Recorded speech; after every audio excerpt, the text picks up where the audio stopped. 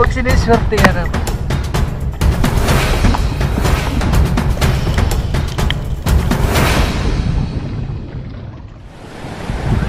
Welcome back po sa panibagong adventure ng ating pantutusok mula dito sa San Francisco, Quezon. Ay pupunta naman tayo ng Mulanay at ito nga pala ang magiging service natin ngayon papunta sa ating spot. Kaya yung service. Ito nga pala may-ari ng ating service, si Katusok Jansen. Kasama natin si Katusok Raymond at syempre kasama si Katusok Kevin. At ang isa pa natin kasama si Katusok Adrian. Kaming lima ang manggagaling dito sa San Francisco, Quezon papuntang Mulanay. Kung hindi ako nagkakamali mga katusok, may 33 kilometers yung ating biyahe.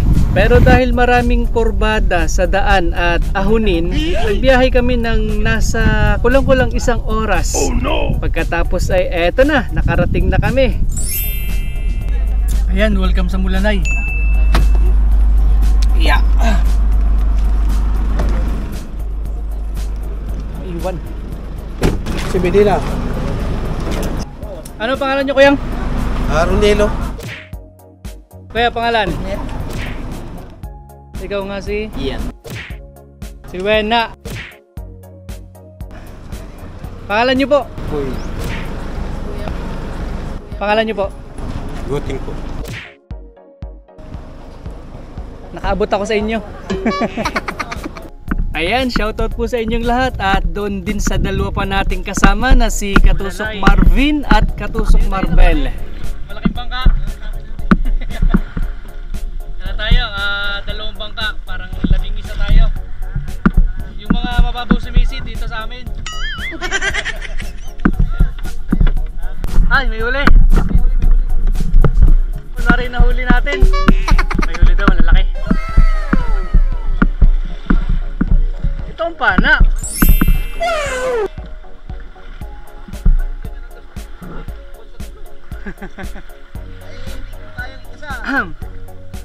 Ano lang to, 5mm. Liit ang tunod nyo. Ayan, shoutout din kay Tatay Nani na napakatyagang mantusok sa araw. Ayan no, laki ng nahuli niya. Minsan daw mga katusok, mas malalaki pa dyan ang nahuhuli niya.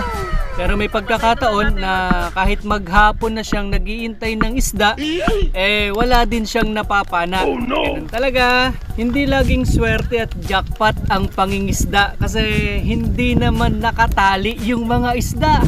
Kaya minsan meron, minsan din ay wala. Oh no! Nauna na sa atin yung 4 tapos meron pa. Bali 3 bangka pala kami. Oh no! 13 kami mga katusok. Wala na namang pupuntahan sa atin ang mga isda nito. Ayan, kami na yung kahulihang aalis. Marami na nga palang espero dito sa Mulanay, Quezon. Kaya kinakailangan naming magbangka ng mahigit kalahating oras papunta doon sa Bahura. Oh no! Dahil doon sa harapan nila ay kokonti na rin yung isda. Kaya kailangan naming lumayo-layo ng konti. Ayan na yung ating mga kasamahan. Inabutan na natin sila at dumidilim na. Ayan, nandito na tayo sa spot. Nagbiyahe tayo ng kalahating araw. Hindi na lang, mahigit kalahating oras lang. Dito na tayo sa Bahura ng Mulanay. Kami ay 13. Kaya mga kasama natin. Yun! Simula na ng pantutusok. Pero hindi kami naging mapalad sa unang drop namin dito sa Bahura mga katusok. Oh, no. Madalang yung sampa ng isda siguro dahil maliwanag ang buwan. Kaya lilipat sana kami ng spot pero may humarang na panos. Grabe, mahigit 1 kiluhin ito. At dahil nagkabiglaan kami, hindi ko agad nabuhay yung camera. Oh, no. Pero buti na lang hindi nakatakas. Ayan o, ang laki. Sayang to kung nakatakas to mga katusok. Mahigit 300 pesos na rin yan. Hindi rin naman nasayang yung may 1 oras nating paglalangoy sa lugar na ito pero napakadalang talaga ng isda kaya lumipat na kami ng ibang spot. At eto, patay kang hinog ka. Nagulat yung parrot fish. hindi natin uhulihin yon. Dito tayo sa paborito kong hinog at may isa pang kasamahan yan. Nakita ko kanina, nasang ka na? Yun. Kabila, balik ka sa kaliwa.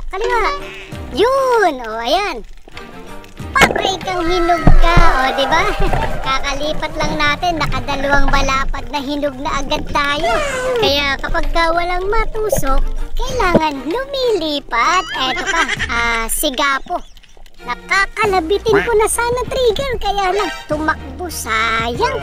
Wala na, nagtago na. Hanap tayo ng iba. Ayaw sigurong magpatusok kaya tumago na. Eto, gusto magpatusok. Patay kang kanuping ka. Diba? Kapag nakalabas at hindi mailap, nagpapatusok yun. Medyo maganda ang batuhan dito kaysa dun sa unang drop natin. Maraming mga taguan at bahayan ng isda. Eto, patay kang hinog ka. Malapad na naman ito. Dito pala maraming malapad na paborito kong tusukin at paborito kong ulamin. Napakasarap kasi yan mga katusok. Maraming maliliit pero dito tayo sa malapad. Patay kang balangnin ka. Sa amin sa Calauag, Quezon, balangnin ang tawag yan. Pero sa Marinduque, tinatawag nilang hinog. Eto naman, hindi naman ito hilaw kahit maputi pa. Ito'y pugita. Ayan ang laki mo. Grabe mga katusok, ang swerte natin. Talagang hindi man tayo tumusok ng maliliit. Nabiyayaan naman tayo ng malaki. At malaki pala yan sa inaasahan ko. Akala ko kasi mga mahigit 1 kilohin lang. Dahil nasa loob ng butas, pero nung nagsisimula na siyang lumabas, ang laki pala nung gaway niya. Grabe mga katusok. Ayan o. Yung iba nga pala na mahuhusay at yung iba naman ay sobrang galing manghuli ng pugita, hindi na raw nila tinutusok yan. Kinikiliti lang nila, pinapalabas, pagkatapos ay dinadakot na nila. Pero hindi tayo ganun kahusay at hindi tayo ganun kagaling. Kaya tinutusok muna natin bago natin kilitiin. Diba? Ang mahalaga naman dun ay nahuli natin yung pugita. Kung papaano man yung paraan, kanya-kanyang diskarte yan mga katusok. Ayan o, mahigit 2 kilo yan mga katusok. Ayos, swerte pa rin tayo mga katusok. Dalang yung isda pero nakahuli tayo ng 2 malaki pugita tapos panos. Bago nga pala kami lumipat ng spot kanina mga katusok ay nagpahinga muna kami habang iniintay na lumubog ang buwan. At eto, dahil wala pa kaming hapunan, doon sa ginawa naming bonfire ay nag-ihaw na rin kami mga katusok. Umalis kasi tayo ng Mulanay kanina ay maliwanag pa, pagkatapos 1 oras tayong nag-dive, tapos may 3 oras lang naman ang iintayin namin bago lumubog ang buwan. Kaya kailangan kumain muna kahit konti.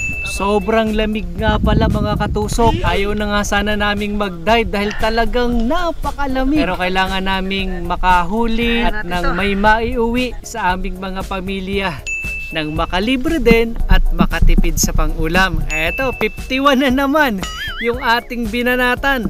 Grabe, ang sarap kasi nito. At bukod sa masarap yan, yan pa lang naman yung nahuli natin sa unang dive natin. Eto nga pala yung mga nahuli ng mga kasamahan natin. Eto ay nakatabi na kami, nakabalik na kami sa aming pinanggalingan. Ayan, may nahuli siyang 1 bagulan at eto namang iba, eto 2 may-ari nito. Sila Katusok Ian tsaka yung kanyang kabady. Samaran pa sila lima, no? Medyo maganda-ganda yung mga nahuli nila. Tapos may malapad pang samaran, no? Nasa 7, 8 di pa daw yung pwesto. Hindi natin kaya yon. Mahina pa tayo mag-dive pero nabiyayaan tayo ng malaking pugita. Ayan, no? Kwartang maliwanag. Pagkatapos may kasama pa 1 malaking panos din, tapos may mga hinog. O, di ba? Etong panos pa lang, kwartang malinaw na. Tapos may mga pang-ulam pa tayong maiuwi pagbalik natin ng San Francisco. Ayan, ang laki nito. Itong 2 pa lang, may 4 na kilo na Mamaya, titimbangin natin. Kikiluhin natin pagdating natin sa San Francisco. Eto naman yung mga nahuli ni Katusok Kevin. Ayan, may sari-sari din siyang nahuli at may ilang perasong lobster. Pagkatapos may nahuli siyang, ayan, no? Malaki-laki yung sigapo o grouper na nahuli niya. Ayan, shoutout sa inyong lahat mga katusok. Pakitingnan na lang yung mga pangalan nyo kasama yung inyong mga picture na nandyan sa gilid ng ating screen. Shoutout po sa inyong lahat. Yung ibang mga huli nung kasama natin, hindi na nga pala natin naabutan dahil nauna silang tumabi. Pero yung huli ni Katusok Johnson, eto swerte niya oh. Nakahuli siya ng isang malaking bagulan. As eto yung huli naman nung isang katusok na hindi natin kasama. Ibang ano siya, ibang spot siya. Kasi hindi rin natin siya kasabay kanina. Ang dami niyang huling hinog. Grabe no? Talagang napakaraming hinog dito sa lugar nila. Yan nga pala yung huli nung mga kasamahan natin. Pinagsama-sama na at yan yung pamilihan na pinagdadalhan nila. Eto, yung huli nating bagulan. Bagulan ano? Pusit, panos. 1 1/4. Eto naman yung pugita natin. Ayan o. 2 kilo at 6 na guhit. Malaki talaga mga katusok. Ang swerte natin. Nabiyayaan tayo ng malaking huli at nasubukan nating mag-dive sa Mulanay, Quezon kasama etong mga katusok nating ito. Shoutout po sa inyong lahat. Thank you for watching mga katusok. Ingat po kayo palagi.